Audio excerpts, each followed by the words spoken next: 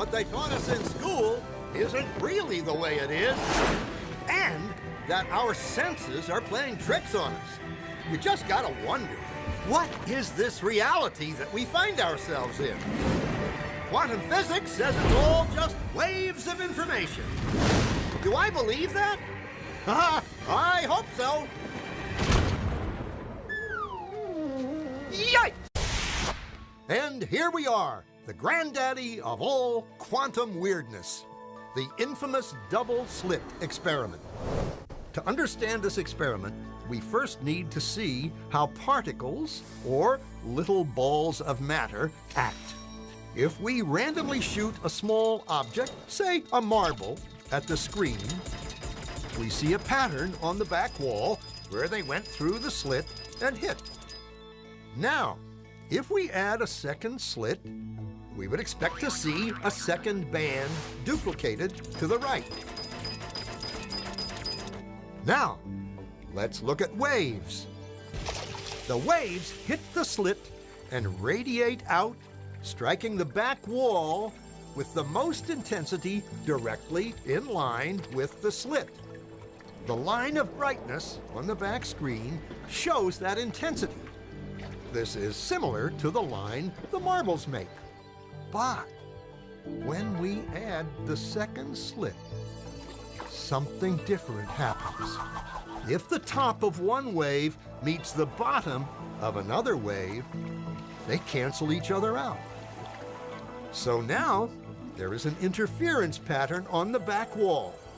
Places where the two tops meet are the highest intensity, the bright lines, and where they cancel, there is nothing. So, when we throw things, that is, matter, through two slits, we get this, two bands of hits. And with waves, we get an interference pattern of many bands. Good so far. Now, let's go quantum.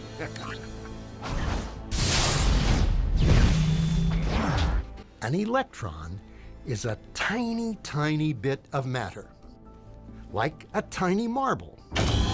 Let's fire a stream through one slit. It behaves just like the marble, a single band. So, if we shoot these tiny bits through two slits, we should get, like the marbles, two bands.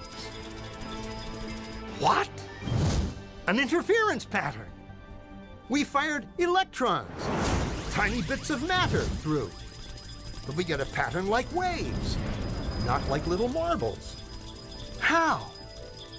How could pieces of matter create an interference pattern like a wave?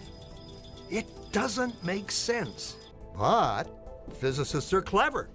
They thought, maybe those little balls are bouncing off each other and creating that pattern. So they decide to shoot electrons through one at a time. There is no way they could interfere with each other. But after an hour of this, the same interference pattern is seen to emerge. The conclusion is inescapable.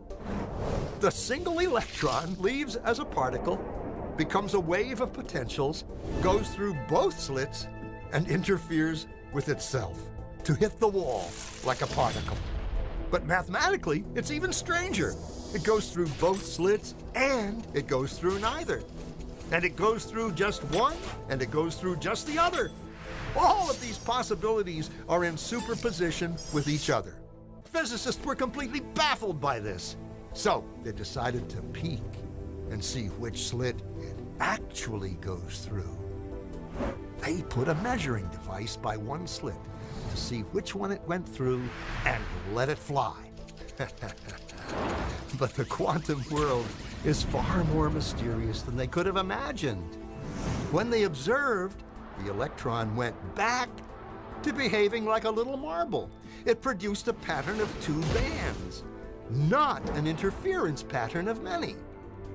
The very act of measuring or observing which slit it went through meant it only went through one, not both. The electron decided to act differently, as though it was aware it was being watched.